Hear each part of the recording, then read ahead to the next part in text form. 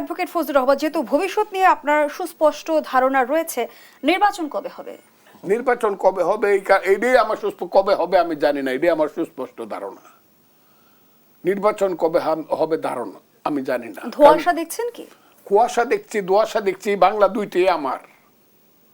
যে শেখ হাসিনার সময় ছিল অন্ধকার, টর্চ লাইট মারলে অন্ধকার আলোকিত হইতো, কিন্তু এখন হয়েছে কুয়াশা এবং ধোঁয়াশা, ডাবল লাইট মারলেও আর আলোকিত হয় না, গাড়ি চলে না। এই জায়গাতে আছে দেশটা। এই দেশটাকে এমন একটা জায়গাতে নিয়ে যাওয়া হচ্ছে, কিভাবে কি করতেছে আমি তো বললাম তো।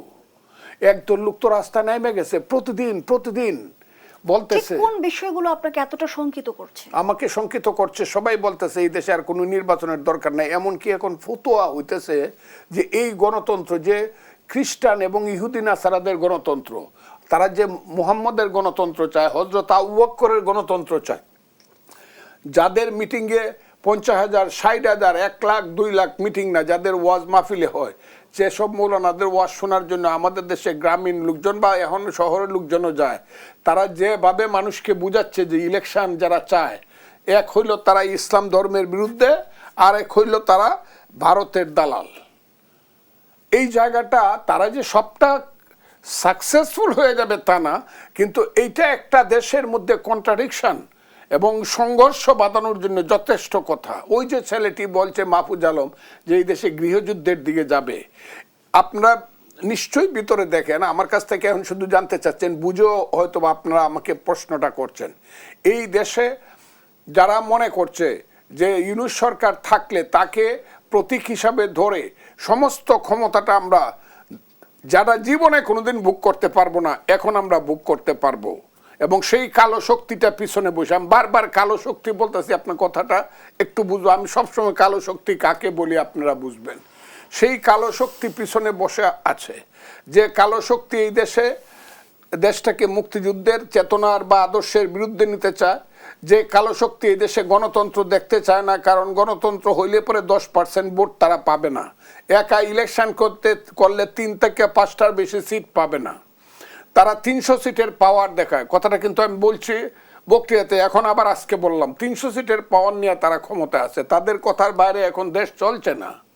কাজেই তারা চায় না যে ভোট হইলে পরে তাদের যে শক্তিটা, সেই শক্তিটা প্রকাশিত হোক মানুষের সামনে, দেশে বিদেশে, যে তারা ম্যাক্সিমাম 10% ভোট পাইছে।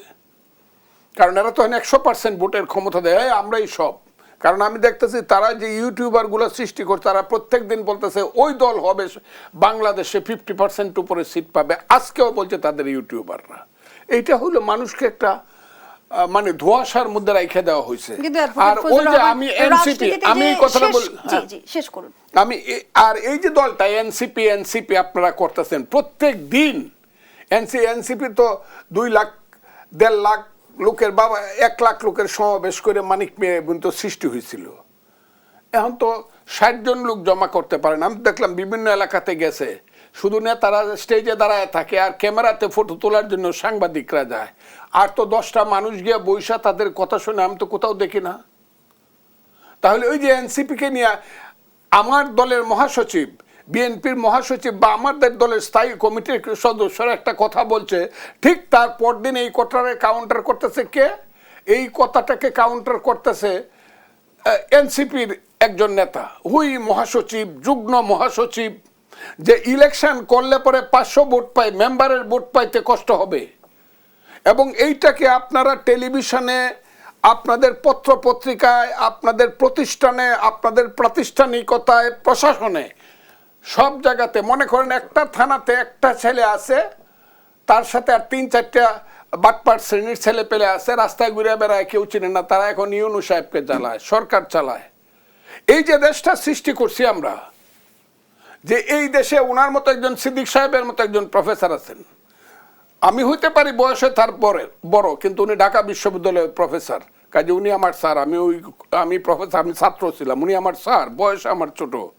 সিদ্দিক সাহেবদের মতো লোকজনেরা থাকতে এইসব ছেলে পেলেদেরকে নিয়ে কথাবার্তা যেটা হয়, আমার তো এখন মনে হয়, বলতে আমি বলি না, একজন আমাকে আজকে বললো, এই একজন লয়ার আমাকে বললো যে ফজলু ভাই, এই যে ছেলে পেলেগুলা, এদেরকে দিয়ে তো অন্যরা অভিনয় করাইছে, ডাইরেক্টর প্রযোজক যারা ছিল তারা তাদেরকে দিয়ে ওই আনোয়ার হোসেনকে দিয়ে যেমন সিরাজউদ্দৌলা অভিনয় করাইছে সিরাজউদ্দৌলা সিনেমায়, এই ছেলেগুলাকে দিয়ে অভিনয় করানো হয়েছে।